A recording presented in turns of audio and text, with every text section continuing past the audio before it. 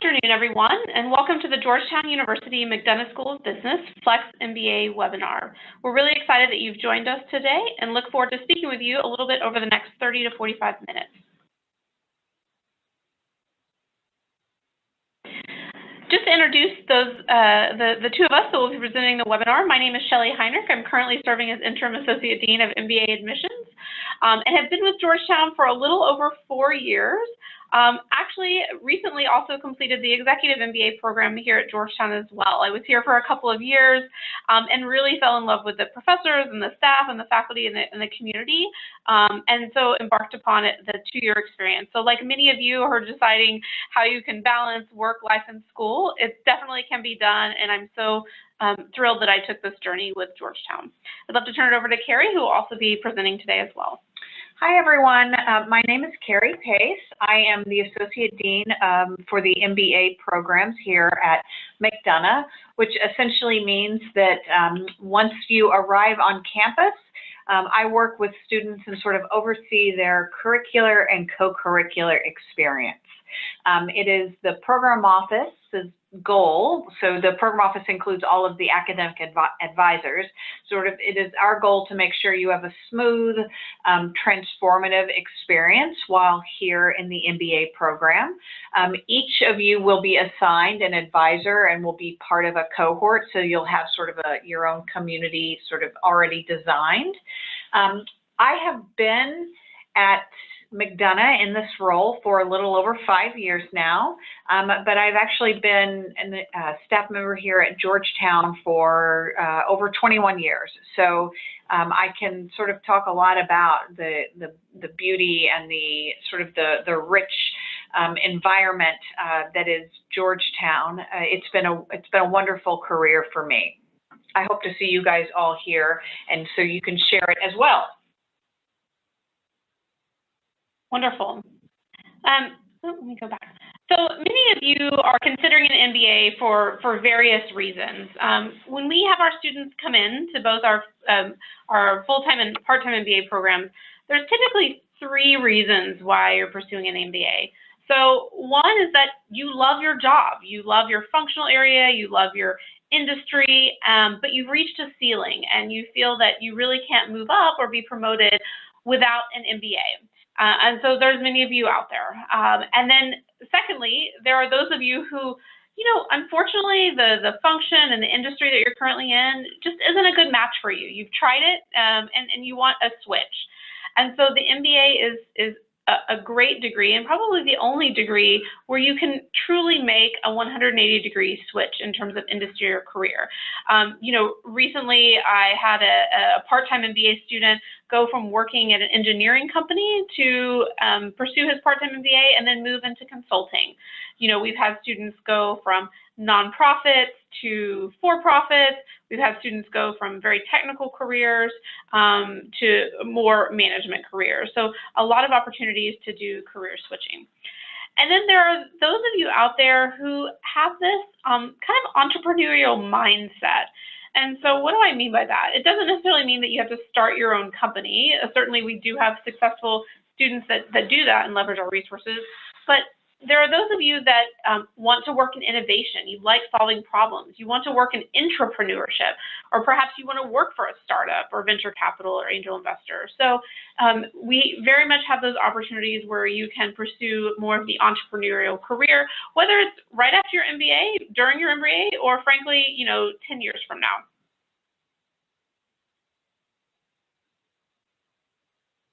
So, I love talking about Georgetown McDonough ROI because, that's part of what you're seeking when you choose to come to Georgetown and MBA.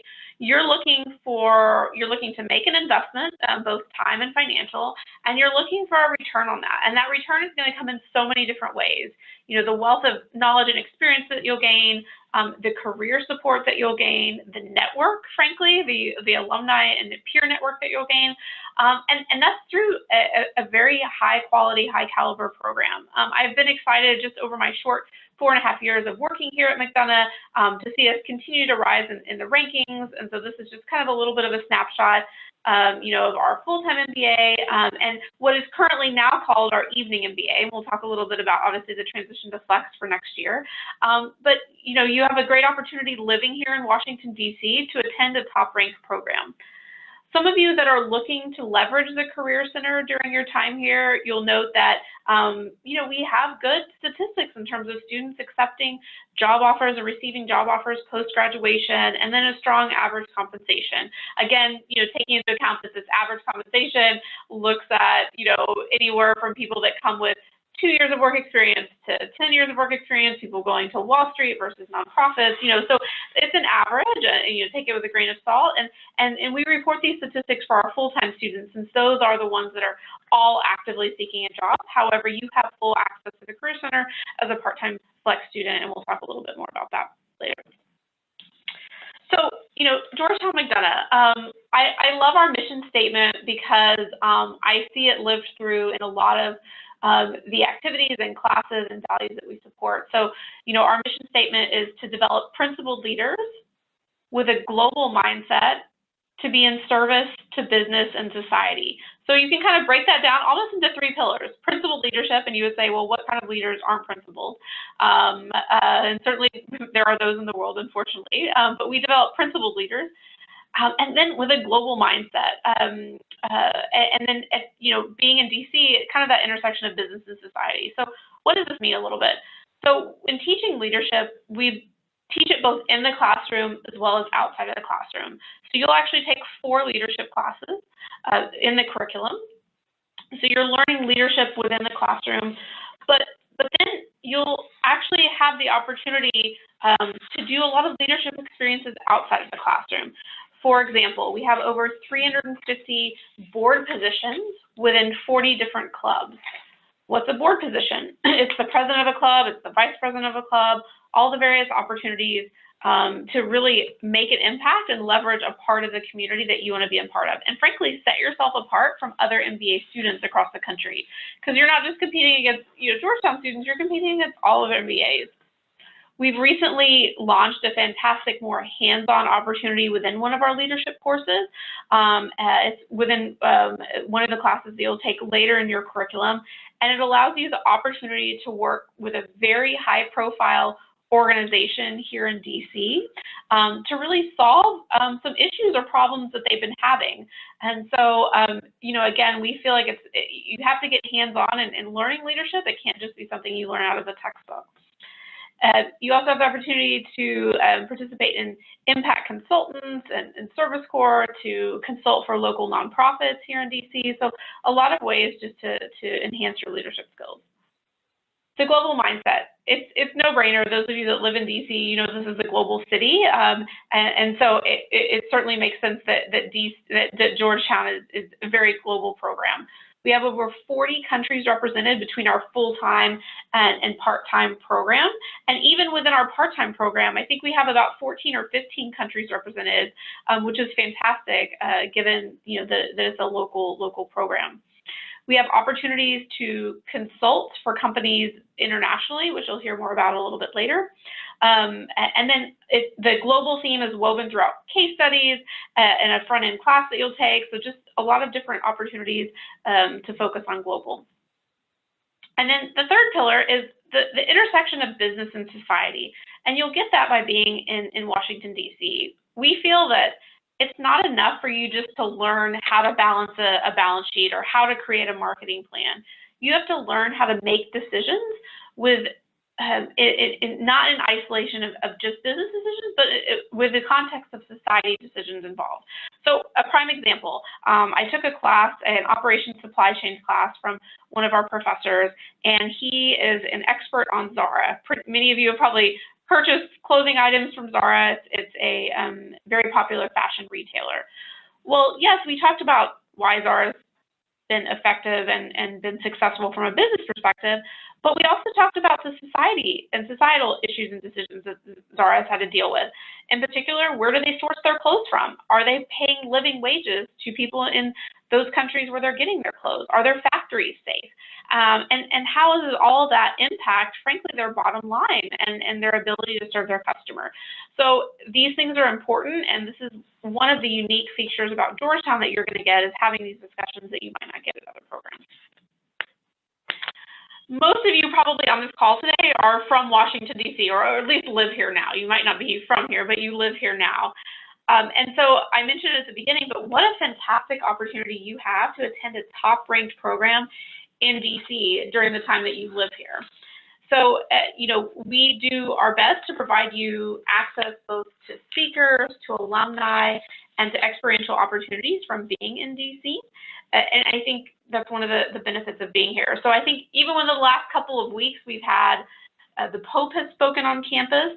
We have Sean Spicer that spoke 2 days ago on campus. Bradley Cooper came and spoke on campus. And so, you know, you're going to get people from nonprofits, you know, religious, media, entertainment, political, for-profits. And a lot of times it's because they're traveling to DC and they want to speak to young professionals, and they use Georgetown as a platform to do that. And so a lot of different diverse ideas and just a way for you to really learn. The other thing is that when you're attending a business school, you want to be in a city that alumni of that school as well as companies are located, right? So if you are doing you know, a master's in the liberal arts, you know, the city might not matter as much, but if you're doing an MBA, you want to be able to walk outside your doorstep and meet with top companies like Nestle or Marriott or Hilton or Capital One. You want to be able to have coffee chats with alumni. And we have a large concentration of alumni here in DC, as you can imagine, with our part-time program. Certainly our alumni are also globally, from here to Boston, as well as Silicon Valley, Seattle, Chicago, and internationally. But, you know, many of them, especially our part-time alum, are still here in DC. If you haven't come to campus, I encourage you to do so. What I love about Georgetown McDonough's campus is we are on a self-contained campus within a large city. So you kind of get the best of both worlds. This is our building, the Hariri building, and it's, you know, I always say it's new, but you know, it's about 10 years old now, but it really becomes your home. So that's the exterior of the building at the top. And then I love pointing out this picture on the right side, because the building is 5 stories. And if you take a look at this picture, you'll see the first floor at the very bottom is for undergraduates. The second and third floors are for our MBA students like yourselves. And then our fourth floor, you'll see that bridge up there where people are walking, are for our executive students. This will be your home for 2.5 to 5 years. And what you don't see in this picture are breakout rooms that are located on the peripheral. You'll see all these little study spaces and chairs. And so, and the evening time, you know, really starting from 5:30 to 6, this building is a buzz because students are taking their classes and studying and working with their teams. If you haven't had a chance, come out and visit a class. We have class visits Monday through Thursday. We also will be having a Flex MBA preview day in November, and then just different opportunities, other event opportunities as well. And then you probably are familiar with Healy, which is our iconic building here on campus, certainly a beautiful historic campus. So that's a little bit about Georgetown, but you're here to learn more about the Flex MBA. So as you know, this is the next evolution of our evening program launching in fall 2019. It's not a completely new program. We've taken elements of our evening MBA that our students really liked and wanted to keep, and then also added new flexible elements, and we'll talk a little bit about that in a second. But I want to first show a quick 30-second video narrated by our Dean Prashant Malviya, our Senior Associate Dean of MBA Programs, just to kind of give a glimpse of what we're about to talk about.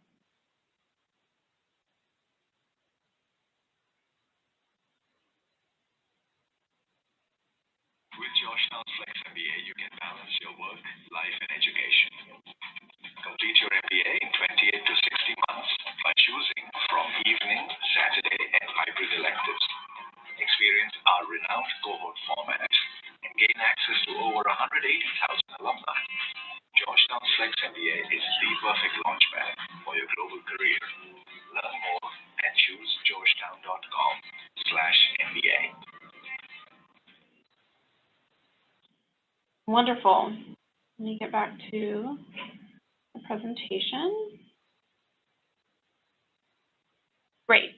So you'll probably see that video popping up on Pandora or some some local websites in the future, but that kind of gives you just a brief overview. But I want to dig into more of what's the same. I'm Kelly Wilson, Assistant Dean and Director of MBA Admissions. My apologies, it looks like... University's McDonough School of Business. Today I'd like to... All right, well, you got to meet a previous staff member here that was talking a little bit about why she loved Georgetown. It must have continued to play, so my apologies about that. Kelly's great. So, you know, what are some of the things that are the same about the program? So when we surveyed our current students and our alumni, they said, look, we really like the curriculum. We want to keep the same degree. So when you graduate, you still graduate with a Master of Business Administration from Georgetown. It doesn't specify whether it's full-time, part-time, flex, etc. It's an MBA from Georgetown.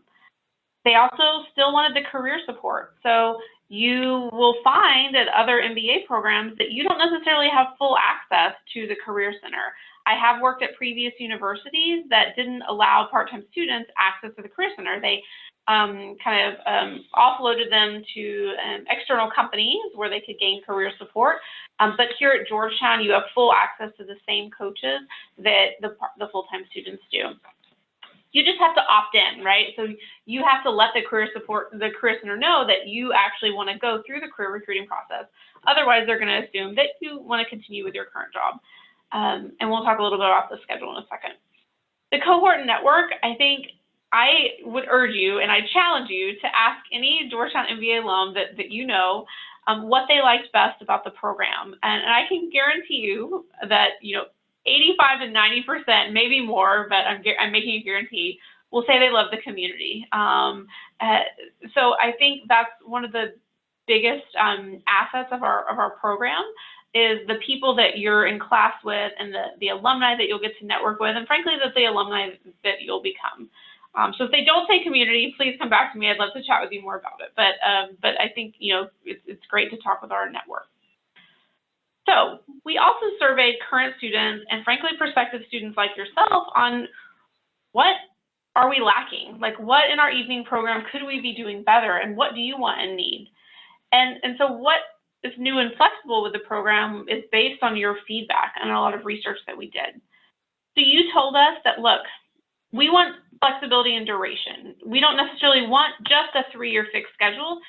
Some of us need to complete this quicker. We need to complete it in 2.5 years. Or some of us have very demanding work-life balances. We have children, we have a budget, and we need the ability to stretch it out to 4 or 5 years.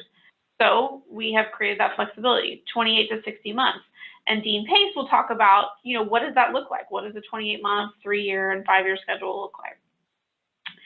Second is the elective delivery. We only used to offer evening classes, hence the name Evening MBA. So we've now changed that. Starting last January, we offer some Saturday electives. We also offer more slot opportunities for you to do our intensive learning experiences, and we'll describe those a little bit more in a second. And then we also said, okay, we need to leverage technology a little bit more. And so we are going to be offering some hybrid electives as well. Hybrid electives are not online. They're a mix between on-campus and online, but allow you more flexibility in how you consume and how you take our electives. So again, you'll still get to take evening classes, but there will be more opportunities for other flexibility. And then some of you out there have other graduate coursework, and we want to reward that. We know that you're an asset to the classroom, that you'll bring in different educational resources and knowledge to the classroom. So you can transfer in graduate coursework that's not counted towards another degree, and certainly there's an approval process, et cetera, and we'd be happy to work with you on that. But we do leverage prior graduate coursework. So I now want to turn it over to Dean Pace to talk a little bit more in detail about some of these elements I've just mentioned. Great, thank you. Thank you, Shelley. As Dean Heinrich was saying, The curriculum is set up now so you can do it in 3 years, which is how it was originally created, but with the number of new flexible options from transferring the ability to transfer credits in to more opportunities to take an intensive learning experience, an ILE. There's just a number of different ways you can now manage to speed the program up. And again, you will also have the ability to slow down when you need to, if you need to. And what I think is really great about the way we've structured it is you're not locked in to one or the other. Your circumstances change, and then they change again, and then they change again. And we are sort of poised to be able to respond to that kind of movement in your own life. So I want to talk just a little bit about what the different sort of scenarios might look like, just to give you an idea. The slide that you're looking at now is the 3-year. And, I'm not going to go in detail about what all the courses cover, but what I would like you to note is that you would start with an opening term class, and that generally starts, roughly the first week of August 7th, 8th, 9th, 10th, depending on what, calendar year. And then you go through, you do your fall semester, your spring, and your summer. And you see all of the courses in that dark blue, those are core courses. Those are required courses that you will take with your cohort. And again, the cohort structure is something that we are we're very proud of. It works very well. Students, alums, faculty, staff, we all sort of get behind that and sort of support that, that structure. But you'll see, so starting in the spring of year 1, there's a little gray box. Now, it's given graphics, it's sort of hard to depict what this is, but that is your first opportunity to take an intensive learning experience, or an ILE, which I will talk a little bit more about what that is a little bit later. But that's a week-long class, and that is a class that goes before the spring semester starts.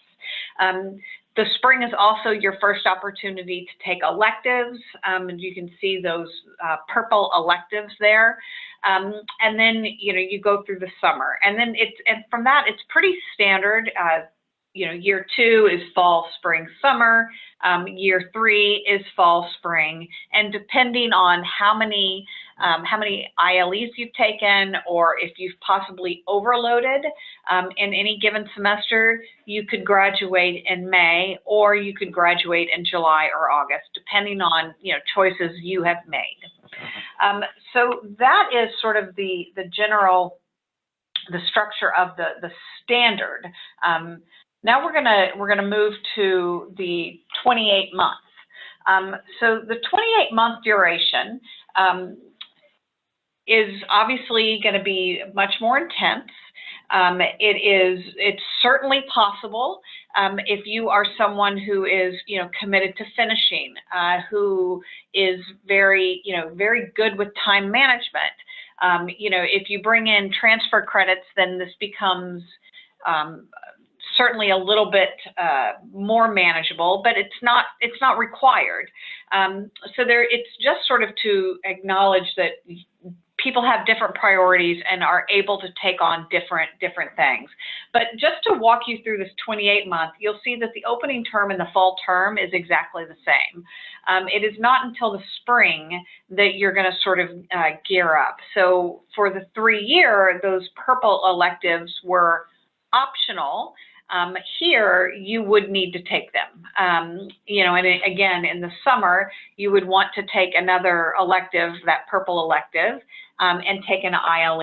And so the idea is that every semester, every mod, you would basically take one additional elective. Again, not every single slot where you see an ILE or an elective, a purple elective or a green elective, you don't take every single one of them, but you do take 24 credits of electives, and so it would be up to you and how you manage to determine which mod or which semester you take those courses. But it does set you up so you could potentially graduate in December. This has been an especially attractive option for our military folks, either our military spouses or our active or reserve duty, because many assignments you just don't get 3 years, you get 2.5 years. So this allows us to accommodate students that need that flexibility. Okay, so moving into the 5-year. I could have shown you, about 4 million, give or take, different iterations of what a 5-year schedule might look like. This is just one option. This shows basically the same first-year curriculum, staying with your core, your core cohort, through that first year, and basically going through the entire core and then slowing down and taking electives a little bit more leisurely. Another possibility that you might want to explore is, if you want to start off a little bit slower. So rather than starting off with the intense, you have your opening term and then your fall semester has your statistics class and 2 modules, maybe you just want to take statistics and forego those other 2 core classes. You could push those to the following year, and then you would do the same. And for someone who wants to really stretch their curriculum out a little bit, that is one thing you would want to work one-on-one with your program advisor, or you could always come to me, and we would sort of talk about what are your goals, what are your intentions for career, what are your strengths, do you have a background in statistics, economics, business, because that might inform whether you want to take a heavier load up front or a heavier load more towards the back. But one thing that I really like about what we've done with this 5-year, regardless of how you structure it, you are still going to be experiencing that cohort bond. You would be with your cohort in that opening term. You would be with your cohort in that first fall, spring, and summer. It might be 1 course instead of 2, but by the time you get to that end of your first year, you're going to have a very strong bond with those people in your cohort. This 5-year plan also allows, even if you move your courses around, is structured so when you travel on your global business experience, if you choose to, we have made it possible for you to travel with your original cohort, which I think is a real advantage. Speaking of the global business experience, as Dean Heinrich talked about earlier, this is a global program. It is something that is in our mission. It's sort of just embedded through the program. Sort of your capstone experience here at McDonough is the global business experience. It is a 4.5 credit course, so it is a significant course that Flex MBA students generally take at the end of their 2nd year, but again, that depends on the individual student. But you would start working on it sort of the spring prior to the summer that you travel. And if you haven't read about this or are not familiar with the global business experience, it is a great opportunity to get a real consulting experience under your belt. You work with a team this is one place where a core course is distinct from your cohort. So you choose your project and your country based on your own interests, and then the global team sort of puts the teams together. So you are not necessarily going to be with students from your cohort, which is really actually a great opportunity to mix the 2 or 3 cohorts together. So that's a nice opportunity. But all students, whether they are full-time or flex, participate in the global experience. The countries vary year to year, but over the past couple of years, they've included Brazil, India, South Africa, Ghana, Spain, Hong Kong, China, Israel. Another great aspect of this program is that we try to preserve blocks of time that students can plan or participate in global treks. A global trek can be, we have a sort of an annual global service trek. This year, a group of students are going to Colombia on a service project, which is great. They have gone to Mexico on service projects before.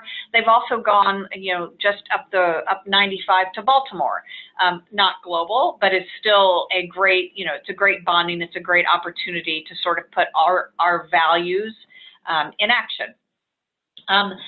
Outside of the service treks, students have put together what I would they're really sort of hybrid treks. They are both sort of business visits with cultural visits there's always a good healthy dose of fun mixed into these international treks. But it's been great to see sort of this sort of movement, almost this tendency to students. They really want to do more and more of these types of experiences. Recent treks that students have organized have gone to London. The real estate, the Steers group went to London. Israel, which really focused a lot, not exclusively, but a lot on students that were interested in entrepreneurship. Tanzania, Mexico, Hong Kong, Shanghai. I had talked to a student just last night, an evening program student who really wants to build a trek, design a trek for students interested in sort of technology to South Korea, which I think is really exciting. So there's just a lot of opportunities, and Flex MBA students would be able to participate. Of course, it does require you to take off work, but we try to schedule them so that would be a less inconvenient time to take off work around holidays, for example. All right, so let's talk a little bit about our electives.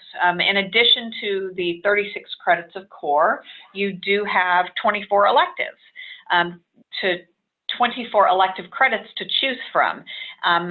And again, a lot of our electives are 1.5 credits, though you would have the opportunity, depending on schedule and availability, to take courses maybe at the School of Foreign Service or the McCourt School of Public Policy, the Law Center. Those courses are generally going to be 3 credits. So we just sort of lump them all together as 24 credits of electives. Why this is a bit unique and works for a student that works full-time and goes to school part-time is we've created a little bit of more flexibility that you can take advantage of. We are, as Dean Heinrich said, we are not an online program. We are a cohort-based. We really value the community feel of this program, but that doesn't mean we can't leverage technology to make things a little bit more accessible for those of you who have very, very busy lives. Hybrid classes, for example, we just started this year, and those will range from, they may have 3 of a 6-session course. 3 may be delivered in person, and 3 may be delivered asynchronously. So just that right there has reduced your requirements to commute to campus by 50%. So it makes a very big difference. But you are by no means required. If you want the traditional, once a week, that is certainly there's plenty of options there. Saturday classes is another thing that we introduced last year, and we sort of experimented with and was really quite successful, and so we're really building and growing those. A Saturday class requires a commitment. It's generally from about 9 a.m. to 5 p.m., so it's a long day, and it is 3 Saturdays, usually 3 Saturdays in a row. And that is another great opportunity, for those semesters, especially when you might want to take an extra elective to speed things up, but you don't have the flexibility during your week. maybe you can commit a Saturday to, and in 3 weeks you are done with that content. And then, of course, we've talked a lot about the intensive learning experiences, or the ILEs. ILEs are meant to be, they're sort of self-contained courses that can range anywhere from 1.5 credits to 3 credits. So an evening program student could take an ILE in January. It certainly requires a little bit of flexibility. This year they are scheduled, so they would be full-time, again, like around 9 to 6, so it's a full day on a Thursday, Friday, Saturday, Sunday, Monday. So yes, students would have to take 3 days off work, but it is around that January when most places around here are slower. Of course, that doesn't apply to everyone, but taking those 3 days off, and then when you walk out of that class on Monday evening, you're done. The 3 credits are over. There is, when I say self-contained, like you either take your exam or deliver your project or whatever it is, you're done. It doesn't carry over through the next semester or the next mod, which I think is one of the great benefits. You don't have it sort of hanging over your head. These ILEs range, they're meant to be experiential, or at least sort of non-traditional business courses. So it allows you to kind of get your feet wet into really different areas that might be anything from the life of work, which I see is not listed here, but is a very self-reflective course, which is, I mean, one of the highlights of students' experiences, to coaching high-performance teams, or it could be more of a skill-based, like data visualization. But there are just a lot of really great opportunities to take these ILEs during your time here. Okay, really quickly, I can't say enough about our faculty. I think one of the things that does distinguish Georgetown University as a whole, and certainly the McDonough School of Business, is the faculty. We don't have a PhD here, which I see as a great benefit, because our faculty are they are accustomed to teaching professional MBA students. So I have seen differences in, the way faculty approaches a PhD student. And frankly, when you attend a school that has PhD students, you're going to often get those PhD students in some of your, teaching your courses. You are never going to get that here. You are always going to get a full-time or a visitor faculty member for your core classes, and though some of the electives are taught by adjuncts, which is a great value. Being here in the district, you can pull on people that have sort of the real world experience, that are not just teaching it, but they're living this day to day. So it is a great, just being here in the district gives us so many opportunities to bring in experts, either to teach a class or just to have a lecture or a brown bag lunch or a symposium. So they're great. And what I think sets our faculty apart is their emphasis on, it's not just on scholarship, though they are very well published. It is on their teaching. Teaching is a critical part of their evaluation, how they get hired, how they stay. So it's important to us that they are not just good researchers, not just experts, but can teach the material. And I think we've talked quite a bit about our community, so I don't know that I need to say a lot more, but I will add that even for Flex MBA students, even for the part-time students, there are countless opportunities to become involved and to give back to the community. It is really what you put in, what you get out is based on what you put in. We have, the Evening Student Government Association, which has, a board and, a VP of curriculum, a VP of alumni, a VP of admissions. There are EP liaisons in each cohort that works very closely with me on, sort of monitoring what's happening in each of the classes, making sure that issues are, dealt with, concerns are handled. The program office, the team that I, oversee, we are available after hours. You just need to, often we're here regardless, but if not, it's always by appointment.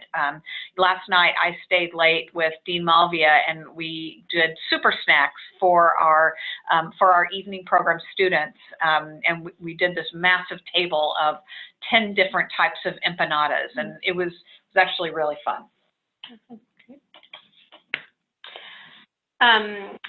Okay, perfect. So, taking along the themes of what Dean Pace just mentioned, our community and work-life balance and how you interact with your classes is so important. So I think this slide is interesting, right? So we asked one of our evening students, Catherine Perlman, a couple of years ago, she just graduated, to give us her Google Calendar. Like, what does your calendar look like? How do you make it work? And so she did. And so I think, it's perfect to kind of show this. So obviously she works, 9 to 5:30. She is a very organized person, so put her commuting schedule in here. But I think what it's important to point out is, yes, her evenings are busy, but she also has time for herself. And I can say that the same as well, having just done the executive MBA program. So you'll see in kind of a light red, she took classes, 2 nights a week. Obviously, this is the evening program. And then, Wednesday she met with her project team in green. And also on Sunday, she met with her project team in green. And then she has in dark red, I guess in red, she put her studying her homework time. And so she chunked it out a couple of times throughout the week. But you'll also notice, like, she really had about half a day on Sunday and half a day on Saturday to herself, running, doing a potluck, and even happy hour on Friday evening with her classmates. So you definitely still have a life, but you're maximizing your time. I think for me, I realized, wow, I'm, basically before and after the MBA, I realized I'm watching a lot of Netflix. Like I'm using my time not as wisely as I could, and you definitely will use your time wisely in the Flex MBA. For those of you that are looking to switch careers, or frankly, you want to get a promotion or negotiate your salary, the MBA Career Center is there to support you. So you'll actually start working with them the summer prior to your program. There's going to be a series of webinars that you participate in. You'll get a resume edited, a cover letter edited, and then should you want to, you can meet with career coaches throughout your time again, if you perhaps want advice on how to negotiate your salary, or you want to go through on-campus recruiting, you'll have that opportunity to interact with them. So I mentioned the summer webinar series. You'll also take a job search course. You'll take it spanning over the course of your time with us in various chunks based on the timing that's relevant. And you'll have a career portfolio that's professionally reviewed. We will look at things like, what is your industry and function? Where do you want to work? Because industry and function are different. And I have a great slide up here to show you a little bit about that. We'll look at your target company list. If you don't have one, we'll help you create one. And then based on where you want to work in the industry, there's different ways to access it, right? Some industries like consulting and investment banking have very structured recruitment with timeframes and you know when they're going to come, but other industries like nonprofit or venture capital, you're going to have to kind of find yourself. They don't send out mass recruiting teams. And so we'll help to kind of navigate for you how to best access your employers. This is interesting, the difference between industry and function. For all of you, take a moment to think about the industry you work in, but then your functional area, right? And maybe you want to change both, or maybe you just want to change one of them. And so that's what we're going to work with you on, is determining that, because that will then give you a strategic plan on how to get to your goal. So if you're a Flex MBA student, there's kind of 3 schedules. There's the job search course schedule, and you'll flow based on year 1, year 2, or your final years. There's when you get access to coaches. Okay, so there's certain times where we're going to make you have access, and certain times it's on request when you want to. And then systems access. We give you access to a good number of systems, employer and systems where you can access job descriptions and hiring and job openings, and where you can upload your resume, etc. So we'll work with you, but we have an entire process and system. It's a very well-oiled machine, at least in my opinion. Sitting in admissions, they do a great job down there in the Career Center. Putting the numbers where what I'm saying, 120 employer events last year. Just about 3,000 people did applications for on-campus interviews, and then that resulted in about 1,400 on-campus interviews. Again, we only have a class size of 270 for full-time and about 130 for part-time, so that's a lot of on-campus interviews. And then, they were busy at work, 6,400 coaching appointments. That's a lot. That's a lot. And then I think, as we wrap up the benefits of Georgetown, I mentioned it at the beginning, but I think it's important to wrap up with, is our alumni network. You become a Georgetown alum, which has a lot of weight when you travel globally, also here in DC. And so whether you're a law alum or a public policy alum, you become a Georgetown alum nonetheless. These are all of our students at Executive Challenge that happens for our full-time students a couple of times a year. So this is our evening class profile. Again, the people that just started were the last class of our evening students. And so this is kind of where they were in terms of their GMAT range, their GPA range, years of work experience range, and age range. So we're looking for, executive presence, critical thinkers, global mindset, and generosity of spirit. This is a program where people work hard, they set the bar high for themselves, but they have fun. And you'll want to raise the bar for yourself based on the students sitting to the left and right of you in the classroom. So next application is coming up October 9th, and many of you are working on it. So online application, transcripts, either a GMAT or GRE. Frankly, they're both weighted equally, so it's fine. Either one that you take is fine. And I recommend taking it twice. You'll likely increase your score the second time because you're less stressed. We have our GMAT ranges posted on our website.